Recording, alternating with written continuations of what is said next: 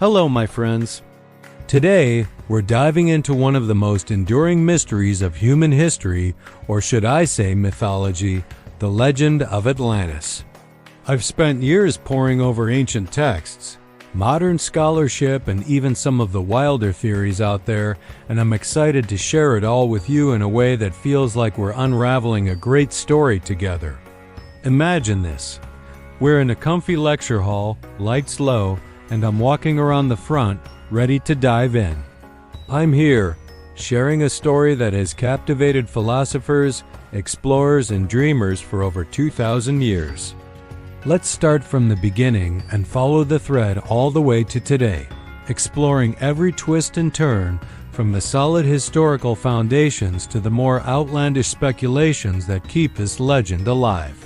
Our story begins in ancient Athens around 360 BC with the philosopher Plato.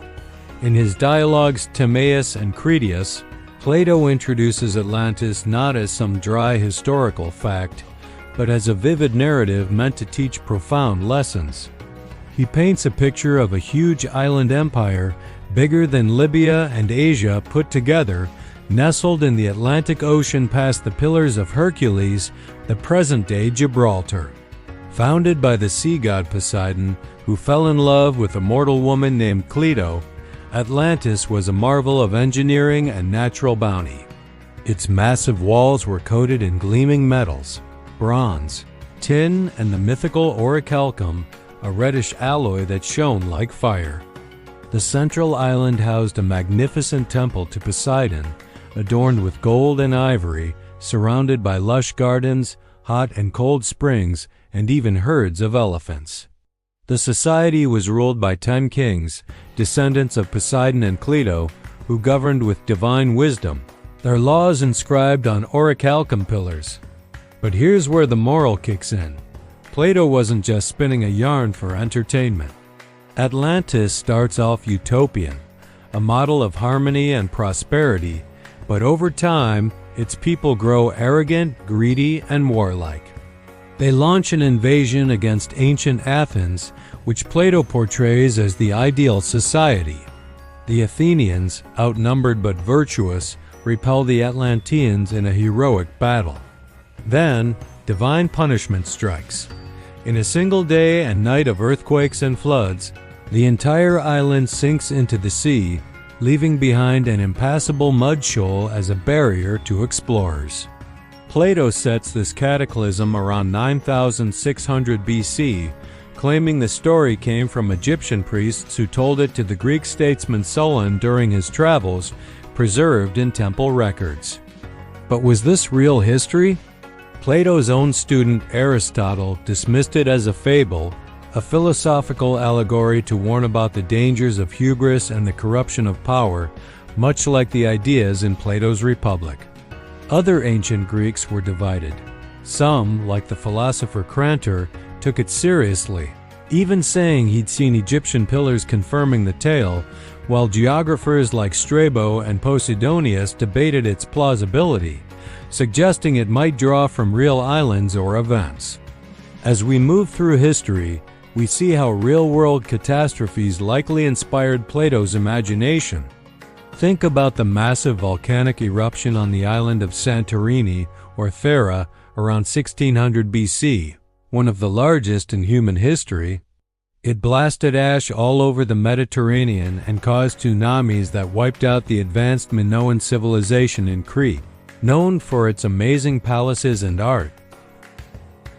Or consider the sudden sinking of the Greek city Helike in 373 BC, swallowed by an earthquake and tidal wave right before Plato wrote his dialogues.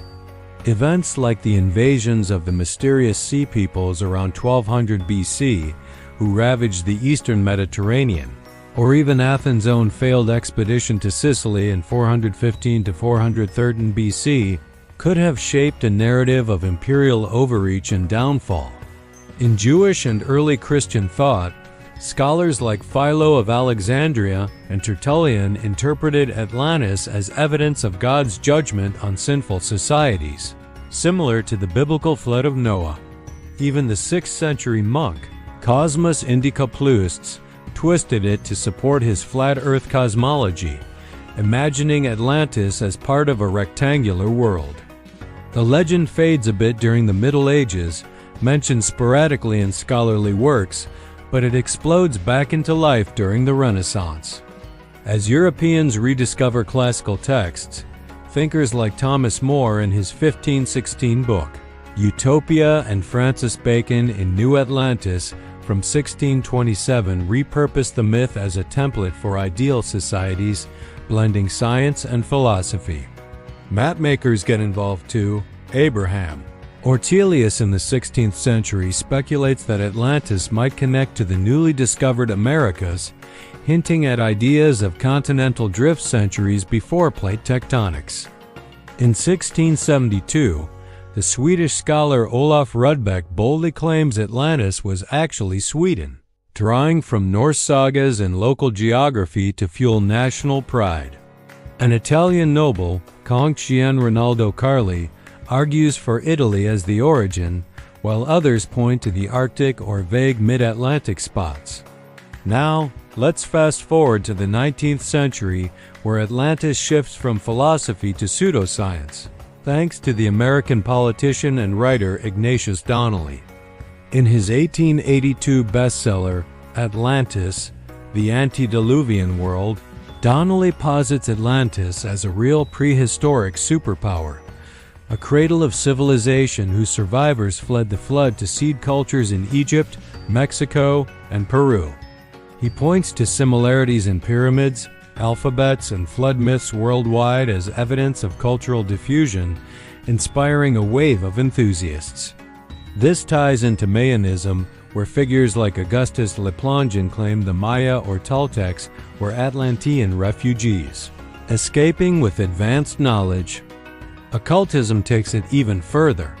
Helena Blavatsky, founder of Theosophy, in her 1888 work, The Secret Doctrine, describes Atlanteans as the fourth root race, giants with psychic abilities and advanced technology, destroyed by black magic and cataclysms a million years ago.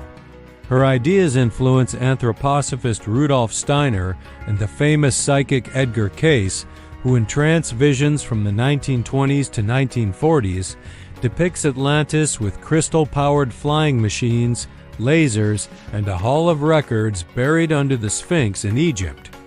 Cayce even predicts remnants would rise near the Bahamas in the 1960s. Spoiler: they didn't. His followers still explore underwater sites like Bimini Road, thought to be a natural formation.